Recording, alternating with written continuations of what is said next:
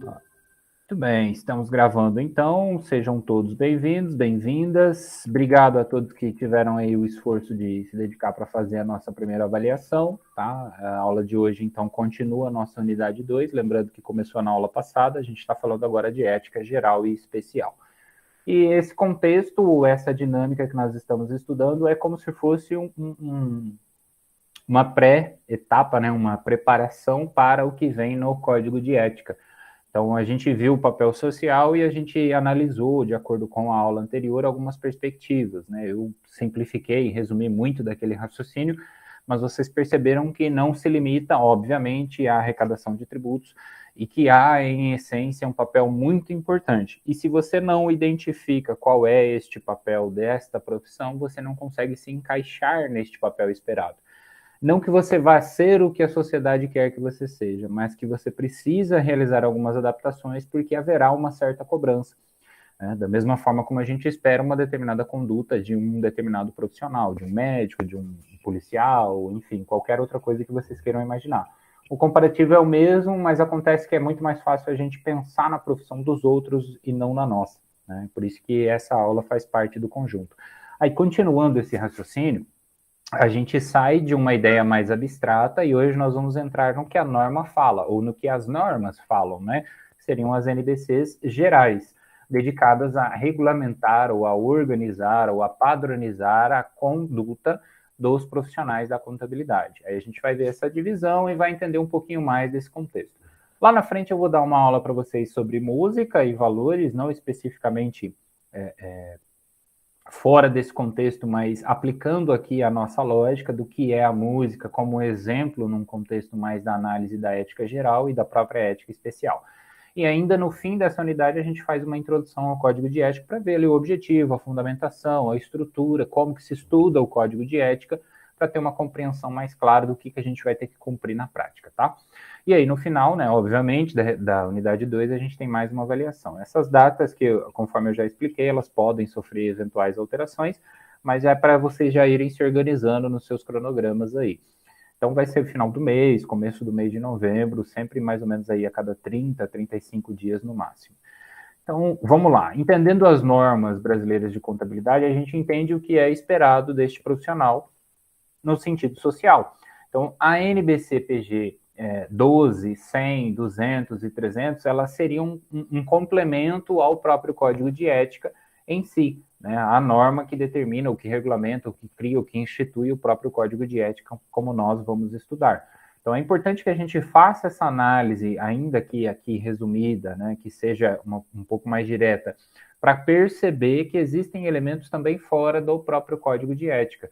Muitas vezes o pessoal acaba não conhecendo. Então, citando aí e organizando para ter uma linha de raciocínio, a gente pode comentar da educação profissional continuada, da NBC-PG 100, que vai tratar de alguns princípios básicos dessa conduta e dessa estrutura que se espera. A NBC 200 se dedica àqueles contadores empregados e a NBC 300 àqueles que prestam serviços. Né? Então, eu chamo aqui de contador interno, que é aquele que fica dentro da empresa, quando tem o departamento lá dentro, e o externo é o próprio escritório de contabilidade, que presta o serviço para uma outra entidade. Então, as NBCs, como vocês já sabem, né, já estão memorizando bem isso, a gente tem as profissionais e as técnicas apenas fazendo aquela separação. As técnicas vão falar, então, do conceito, da doutrina, da estrutura mínima que se espera, né, o como fazer algumas práticas. E enquanto essas profissionais, elas vão estabelecer o que deve ser feito, né, nesse sentido. Então, é a conduta do profissional. E aí eu trago o detalhe aqui, a observação ainda, que peritos e auditores, como eu já expliquei para vocês, a gente precisa lembrar que além da formação em contábeis, aqui em ciências contábeis, exame de suficiência, registro de contador, de profissional contador, a gente vai ter que, caso seja do interesse, para fazer auditoria, para fazer perícia, a gente passa por outra prova, outro exame um pouco mais específico, tá? Então, eles possuem também normas de conduta complementar. Ainda que se baseiem nessas normas aqui, existem normas específicas também para peritos e auditores. Vamos começar falando da norma de educação profissional continuada, né? Ela é a regulamentação deste chamado programa de formação continuada, porque entende-se que a profissão ela exige essa manutenção do conhecimento, por ser uma profissão técnica, por ser uma profissão científica, né, de natureza científica, a gente tem por obrigatoriedade aí esse nível de conhecimento e de atualização de legislação, de normas, etc. Então, dentro dessa NBC, a gente vai ter o item 4, lá na página 2, que vai tratar desse campo de obrigatoriedade, que vai falar, olha, o programa de formação continuada, ele é específico neste primeiro momento, desde a sua criação, e por enquanto tem sido assim, para auditores, para responsáveis técnicos de grandes empresas, né, que vão estar com faturamento acima de 78 milhões, e para peritos contábeis. Então, significa o que para dizer isso? Para resumir o raciocínio, melhor dizendo.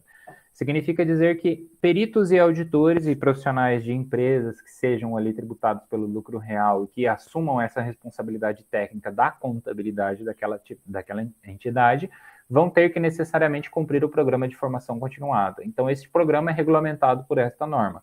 A educação continuada nada mais é do que o cumprimento de determinadas atividades para uma pontuação específica, tá? Aí você atinge aquela pontuação, uma vez cumprida aquela carga horária, é uma atualização anual que é feita. Então é como se você tivesse que se manter, né, em constante estudo e atualização de normas, de cursos, de revisões, enfim, para que você não perca realmente a qualidade técnica do trabalho a ser realizado. Isso é criado justamente para garantir, né, uma perspectiva de que quando o auditor, seja ele independente ali registrado, né, pelo CFC, ou independente registrado pelo CVM, ele seja capaz, né, de estar atualizado, ele seja capaz de prestar um serviço adequado. Por quê? Normalmente o auditor ele vai trabalhar com grandes empresas, ele vai trabalhar com empresas com faturamento altíssimo, neste caso aqui muito próximo, né, muito provavelmente com faturamento acima de 78 milhões. Não que seja exclusivamente, mas é o mais rotineiro e o mais comum. E aqui nós estamos falando de um faturamento anual, né, só para constar.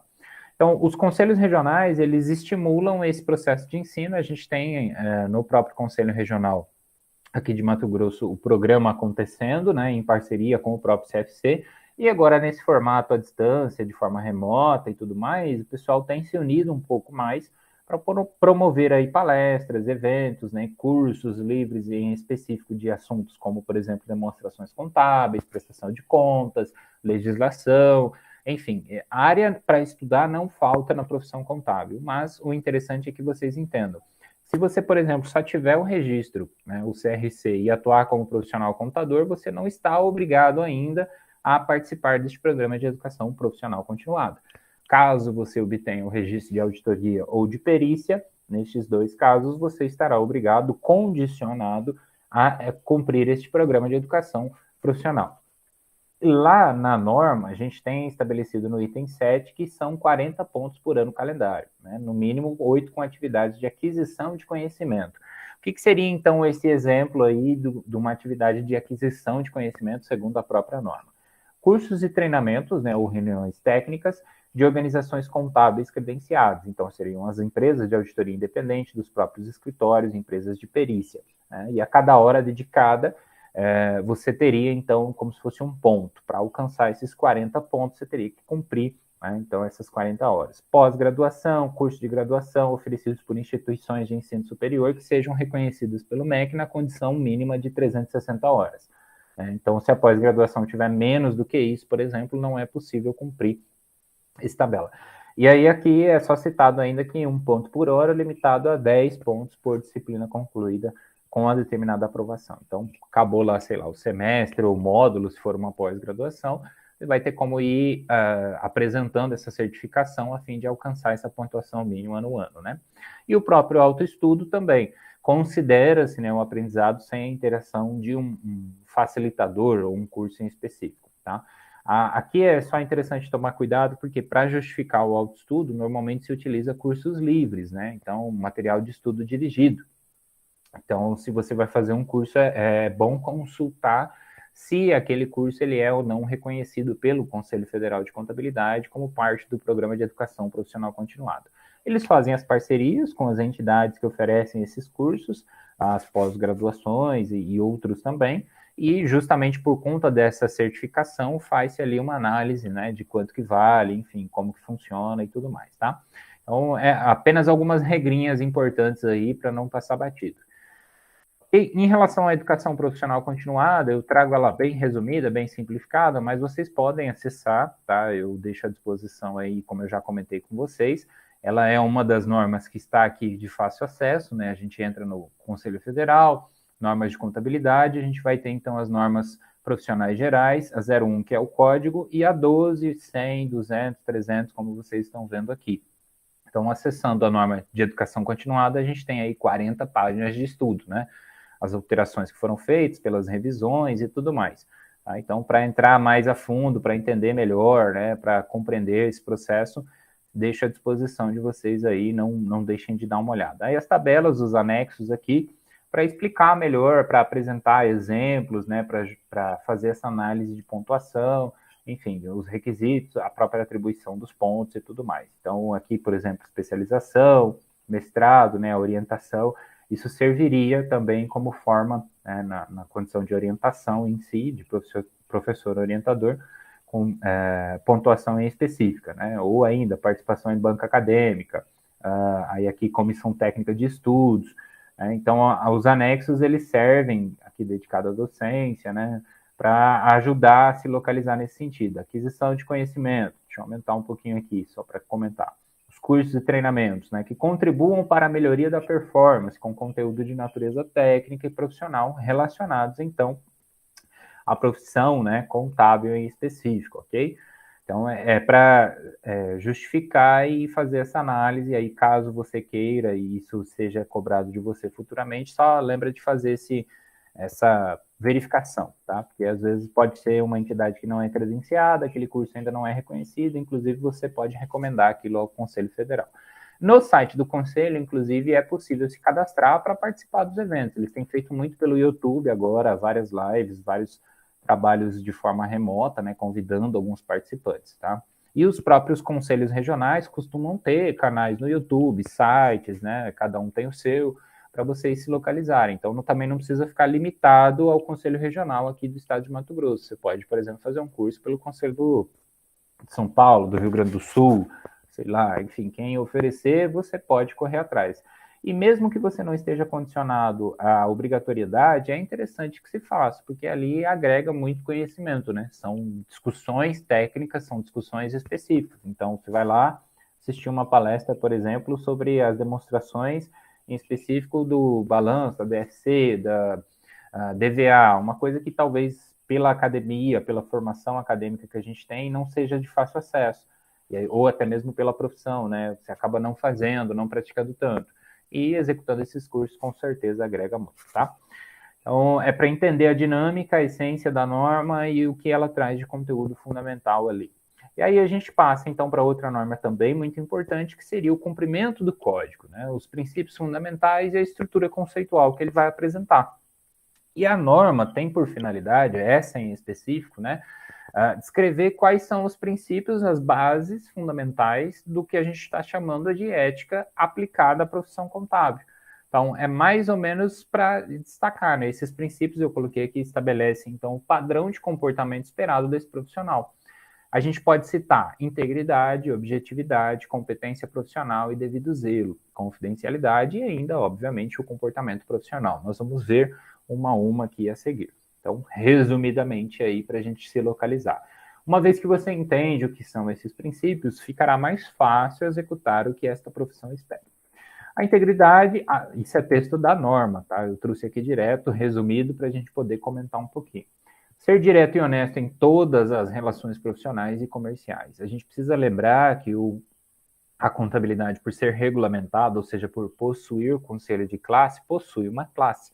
E isso faz com que existam divergências, existam, de certa forma, até desentendimentos, né, ou entendimentos diferentes sobre determinados assuntos. Então, a capacidade de ser honesto, de ser direto nas suas relações profissionais e comerciais, pode parecer uma coisa relativamente simples, mas quando a gente percebe que algo depende, por exemplo, da interpretação da legislação, se você aplica ou não aplica uma redução da base de cálculo, se aquele produto tem ou não tem tributação ou algo nesse sentido, aí você vê que as discussões elas vão ficando cada vez mais acaloradas, né? E é possível que hajam interpretações diferentes, ainda inclusive na forma, no honorário a ser cobrado e etc.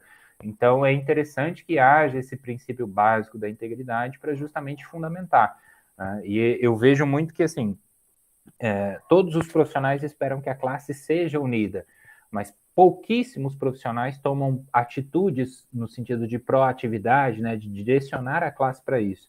Aí, às vezes, existe até convocações em específico, votação, a galera não participa dos projetos que existem, enfim. Mas gostariam todos que fosse uma classe mais unida, que valorizasse o serviço profissional. Então, isso não é um trabalho que vem de fora para dentro. Não é a sociedade que tem que determinar o preço desse trabalho, por exemplo, né? Já que isso é um tema tão relevante. Deveria ser a própria classe, ao valorizar a própria classe. E isso não acontece muitas vezes justamente pela falta de conhecimento, inclusive, dessa norma, pela incapacidade de ser íntegro nas suas relações profissionais, né? De entender, de respeitar o espaço do outro, de não ser invasivo no sentido de captação de clientes ou até mesmo de pareceres, etc. A gente vai falar mais sobre essas condutas no código. O outro seria a objetividade, né, o conceito de competência profissional e também o devido zelo. Não comprometer julgamentos profissionais ou comerciais devido a um comportamento tendencioso, né, o conflito de interesses ou até mesmo a influência indevida de outros terceiros aí. Porque o que ocorre muito na profissão, e a gente vai falar bastante disso dentro do código também, é que a profissão está sujeita a uma condição de prestação de serviço. E isso faz com que você, ao prestar serviço, se coloque numa posição inicialmente de auxiliar, de fazer aquilo que o cliente precisa, né? E isso muitas vezes é confundido pela incapacidade de observação, pela falta de atenção até, de diferenciar, oferecer o que o cliente precisa do que o cliente quer, né? Do que aquele empresário, aquela empresária precisa naquele momento e o que ela quer. Então, são coisas distintas.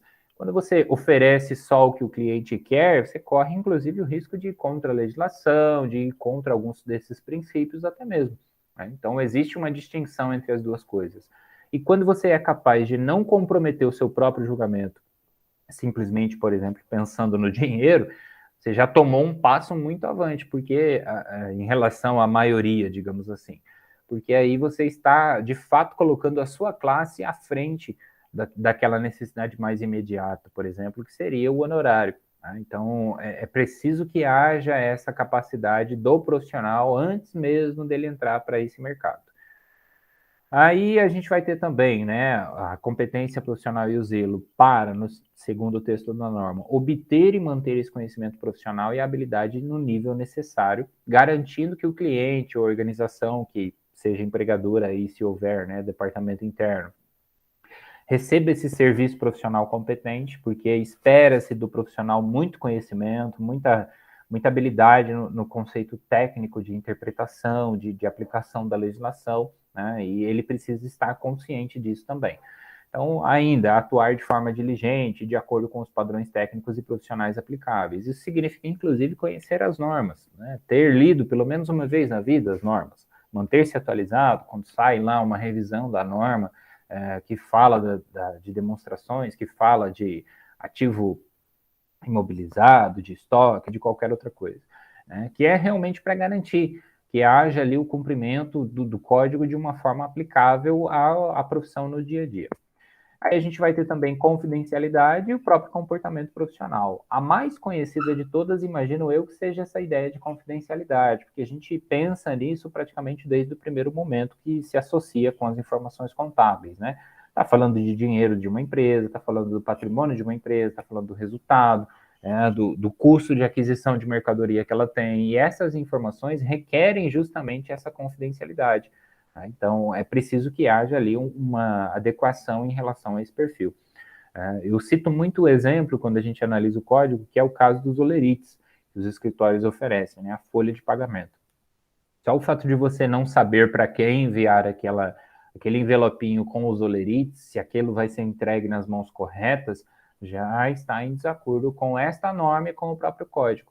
Porque se você não mantém a confidencialidade daquela informação, você está, inclusive, causando conflito numa organização que você presta serviço, né? Então, aquela informação ela é relevante para determinados profissionais, para o gestor, para quem vai fazer a distribuição e o pagamento daqueles olerites e a pessoa que recebe, ponto. Então, às vezes, tem que tomar certos cuidados que só o fato da gente não pensar acabam passando batido e geram mais confusão do que solução. E o comportamento profissional é o cumprimento de leis, regulamentos, etc. Né? É ser, de fato, um profissional separando ali os seus interesses pessoais da profissão que você executa, que é tudo aquilo que a gente vem discutindo até o presente momento. Beleza? Então, aí, basicamente, o código ele estabelece esses princípios fundamentais, só para a gente reforçar a integridade, a objetividade, competência profissional e o zelo, a confidencialidade e o comportamento profissional.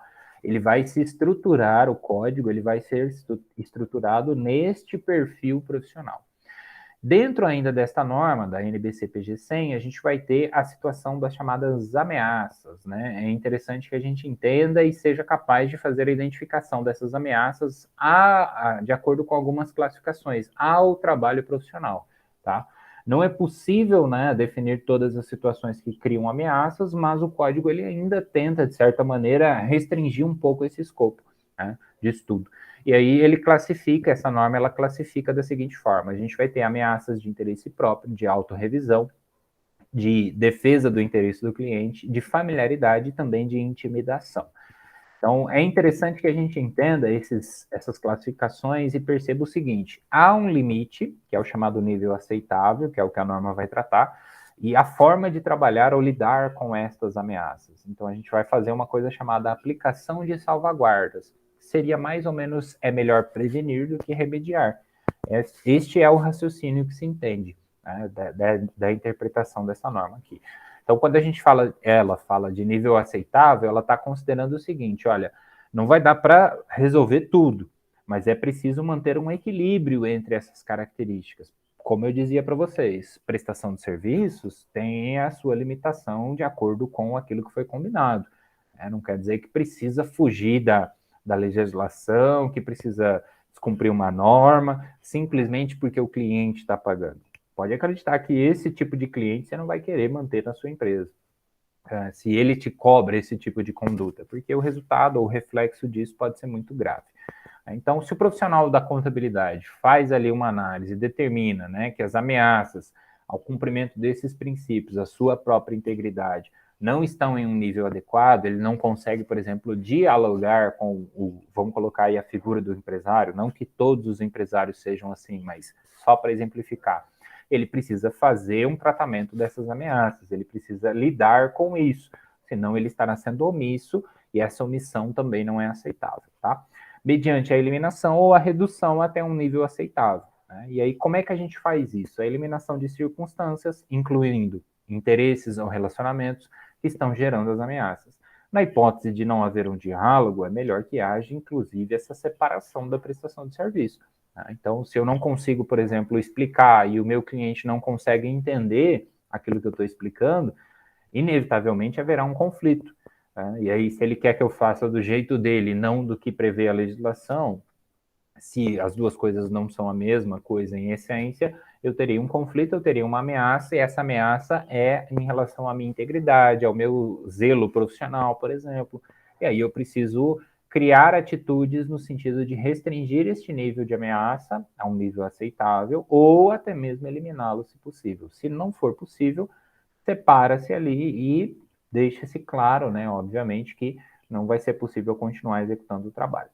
Aí existe também a aplicação das salvaguardas, que seriam esses mecanismos, né, quando disponíveis e que possam ser aplicados para reduzir essas ameaças a um nível aceitável. A recusa ou o próprio término, que é o que eu citei para vocês.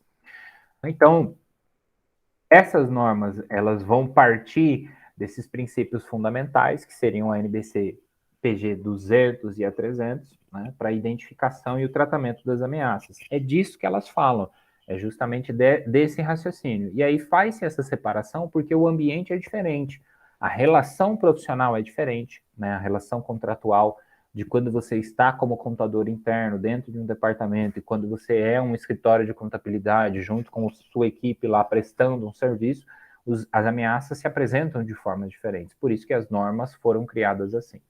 Então, na NBC-PG 200, só para resumir, a gente vai falar mais dela nas aulas posteriores, mas ela vai basicamente trazer esse incentivo, né, com a intenção de influenciar ali um comportamento de maneira adequada. Então, aí chega lá aquele profissional que está contratado, faz parte da folha de pagamento daquela empresa, e aí automaticamente está subordinado a um gestor, a um supervisor ou algo nesse sentido. E ele é influenciado ou incentivado, né, a trazer ali uma outra informação de forma irreal ou manipulada, na sua elaboração de demonstração contábil, na escrituração, algo nesse sentido. Ah, não, isso aí não vamos contabilizar porque vai gerar tributo e tributo a gente não quer, por exemplo. Então, isso não é a forma correta de agir. E às vezes a condição de subordinado gera ali um constrangimento, gera essa ameaça que a gente está chamando, né, esse conflito de interesse, digamos assim. Então, para resumir o que a gente percebeu aqui nesse conteúdo, que eu falei para vocês que é um pouquinho teórico, mas não é tanto assim também, né? Para não deixar muito extenso.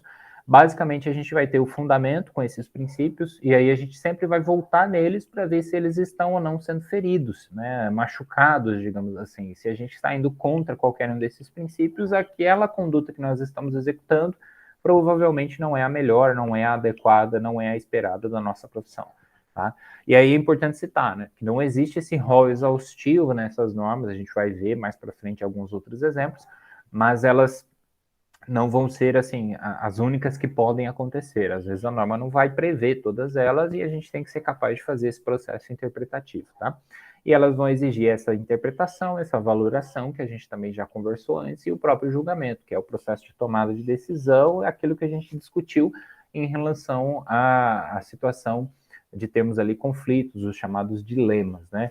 No termo mais ético da coisa, no termo mais conceitual. A gente vai ter conflitos e esses conflitos precisarão ser resolvidos. E nem sempre a norma vai trazer a solução pronta. Ela vai trazer aquele exato problema e vai trazer uma solução. Se houver, maravilha, já há um caminho a ser seguido. Mas caso não exista essa previsão na normativa, o fundamento, a base que você vai utilizar é justamente fazer essa pesquisa de acordo com os princípios. E aí, dependendo da situação, os tratamentos das normas específicas. Né? Então, se for um problema que fere a minha conduta e eu estou como profissional empregado ou eu estou como profissional prestador de serviço, eu vou partir para essas duas normas para ver qual é a recomendação que cada uma faz. Tá? Então, na próxima, a gente vai falar dos computadores internos e depois a gente vai falar também da prestação de serviço, que são essas próximas normas aqui, a fim de que a gente possa ir entendendo. Então, só para ver a estrutura aqui rapidinho, a 200, né, que eu citei para vocês, aplicabilidade da estrutura conceitual, né, o conflito de interesse, a preparação, a atuação com competência, o interesse financeiro, o conceito de remuneração e o incentivo, né, para vincular uma coisa a outra, a resposta à não conformidade com leis e regulamentos.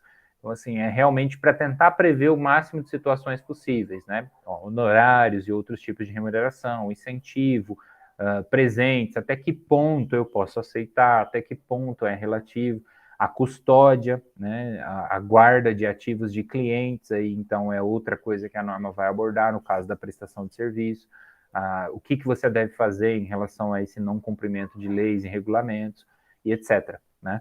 Então, é realmente para dar um norte e uma orientação. E como eu falei para vocês desde o início, as NBCs-PG, né, profissionais gerais, elas vão ser capazes de trazer esse fundamento. Se você tiver a capacidade de fazer uma interpretação e uma valoração, você vai ser capaz de resolver qualquer dilema. Basta que você, né, aceite aquela ideia de que os fins justificam os meios. Então, se você quer resolver o problema, às vezes, inclusive, você vai ter que abrir mão de um honorário. Ou até mesmo abrir mão da sua CLT, do seu registro na carteira, da empresa que você trabalha. E acreditem, né? Eu expliquei para vocês lá no início que assim, a gente não ensina ética por quê? Porque no fim das contas você vai pagar suas contas, né? Você vai ser o responsável pela tomada de decisões, você vai ter que fazer essa análise o tempo todo, no seu dia a dia, na sua realidade. E nem sempre eu poderia apresentar aqui uma solução também, ou outro profissional poderia fazer uma recomendação. Mas se você criou e constituiu essa capacidade de auto-entendimento e de entendimento do ambiente, a percepção, a empatia que a gente discutiu, a construção daqueles valores iniciais, sem dúvida, isso vai facilitar o processo, né, de tomada de decisão e, inclusive, né, o arcar com as consequências daquela decisão que você tomou. E aí, se você faz isso de forma consciente, com certeza a chance de dar mais certo aumenta. né? Por isso, aquela base inicial da ética que nós vimos, chamada de ética ideológica, e agora essa base aplicada dos princípios com a ética geral dentro da profissão contábil, ok? Então é isso que eu tinha para apresentar para vocês hoje. Fico à disposição, caso vocês tenham alguma dúvida e alguma consideração, a gente volta nos tópicos, comenta algumas situações. Algo que talvez vocês já tenham vivido, curiosidades, algo nesse sentido. Estão por aí ainda? Aquele primeiro da conduta continuada que ele fala, aqueles que são obrigatórios, eles sofrem alguma penalidade se não cumprirem aqueles pontos daquelas horas anual? Que podem ter de registro, alguma coisa assim? Sim, inclusive isso. É claro que perder o registro é um processo disciplinar, e aí processo disciplinar garante ampla defesa, é uma dinâmica mais burocrática, digamos assim.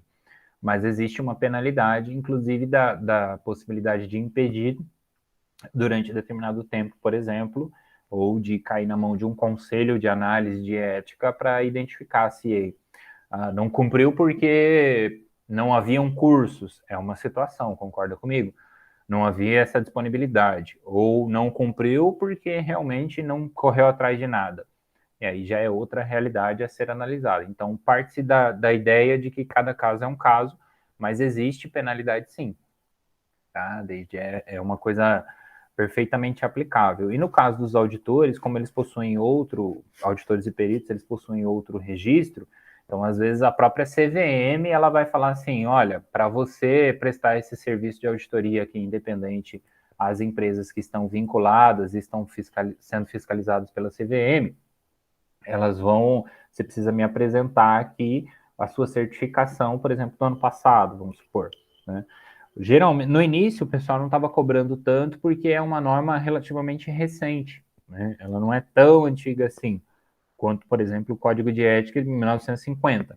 Mas, aos poucos, isso tem sido cada vez mais cobrado, mais firme, já justamente a galera manter o ritmo e garantir, né, a ideia em si, a essência, tá?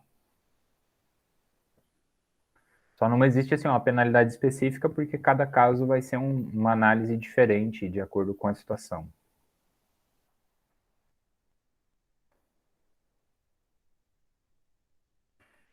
Mas para uma pessoa perder esse registro, né, professor, vai muito. Tem que ser uma coisa muito grave também, né?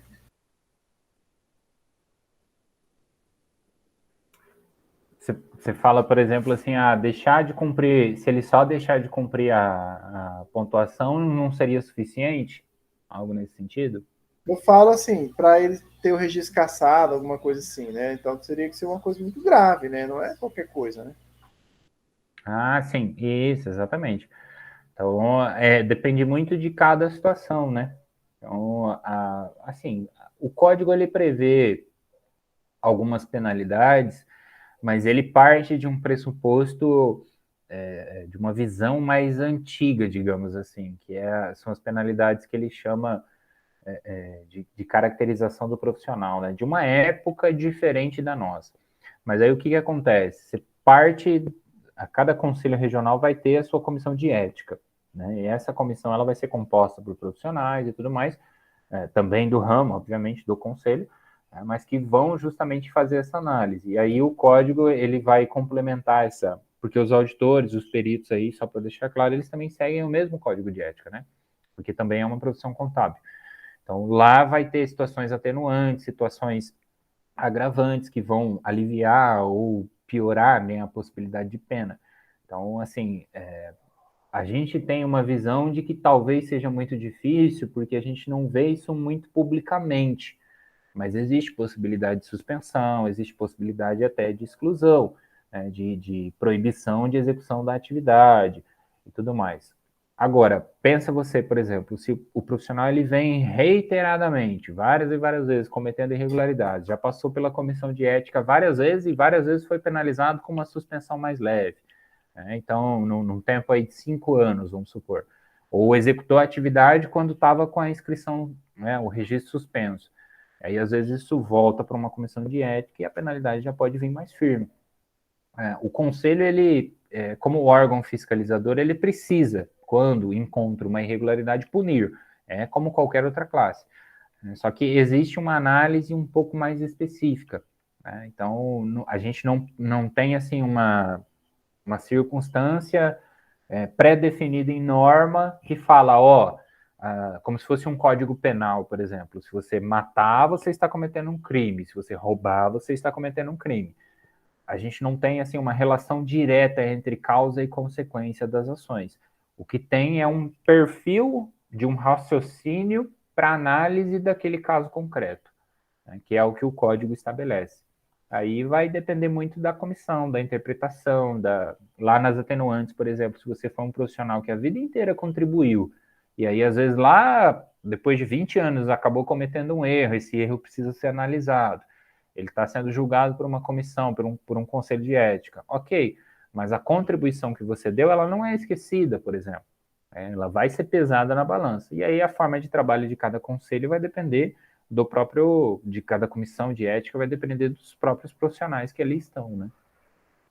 É uma questão, inclusive, que para você julgar se outra pessoa acertou ou errou, às vezes é mais difícil do que julgar se você está certo ou errado, né?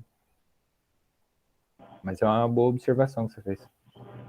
Então, aí você falou quando uma comissão identifica um erro e tal. Porque, tipo, no estudo da perícia, a gente falou sobre ética, e não tinha exatamente uma investigação, alguma coisa assim sempre. Cabia muito sobre do profissional relatar sobre se ele vai ser ético em tal determinada coisa ou não. Tipo, se ele tinha relações com as partes, ele tinha que falar, não vou aceitar porque eu tenho relações com as partes e tal. É uma coisa muito pessoal, né? Porque não tem exatamente uma investigação, alguma coisa assim. Sim. Aí, no caso, o que a gente entende é que se você, por exemplo, deixou de relatar isso antecipadamente, isso demonstra má fé, né? Então, já é um agravante a mais caso haja uma denúncia, por exemplo. Mas é que assim, a ideia do conselho é que ele seja um órgão capaz de acompanhar todos os profissionais, capaz de fiscalizar todas as atividades, né? Só que a gente sabe que isso, de uma forma mais prática, no dia a dia, é um pouco mais difícil, pela questão da estrutura, pelo processo de prestação de contas, por todo esse mecanismo que acontece.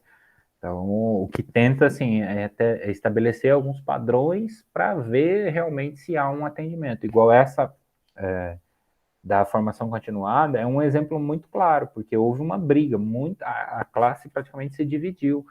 Muitos tinham uma opinião assim de falar, olha, isso não vai funcionar, não é necessário, eu me atualizo quando eu quero, quando eu vejo que eu preciso, porque eu já tenho discernimento para fazer essa interpretação. Porque sem estar atualizado, eu não vou fazer meu trabalho de perito, né? Aí alguns outros pensavam assim, bom, eu posso talvez até ser esse tipo de profissional, mas isso não significa que todo mundo vai agir dessa forma igual a mim. E aí, como é a única forma, né, no Brasil, pelo menos, a gente tem esse aspecto mais taxativo, normativo, né? Você precisa colocar isso num pedaço de papel e garantir o cumprimento daquilo. Então, nas normas de perícia em específico, a gente vai ter essas previsões e identificações de situações de ameaça, de conflito de interesse, só que, de fato, sempre vai depender do profissional, né? Por isso que é toda essa conversa. No fim das contas, o profissional, ele nada mais é do que um indivíduo dentro de uma sociedade aplicando ou executando determinada atividade em específico, né? Em ambiente específico, em ambiente profissional. Então, se resume muito à decisão e à escolha que você toma.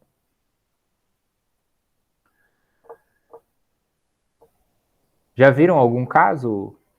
Vou ver se eu trago acho que no fechamento da terceira aula, não sei, se der já na próxima eu tento trazer, mas para a gente analisar algumas situações, porque o Brasil, ele não existem muitos casos internacionais, né, mas o Brasil, ele é relativamente conhecido por práticas fraudulentas, especialmente atividades que envolvam o ambiente público, né, e que, no fundo, se a gente for analisar, se a gente for investigar e tentar fazer um raciocínio ali de análise mesmo, a gente vai perceber que partiu, de certa forma, de alguém com conhecimento contábil, né? E aí, infelizmente, toda a classe é vista de uma forma pejorativa, né?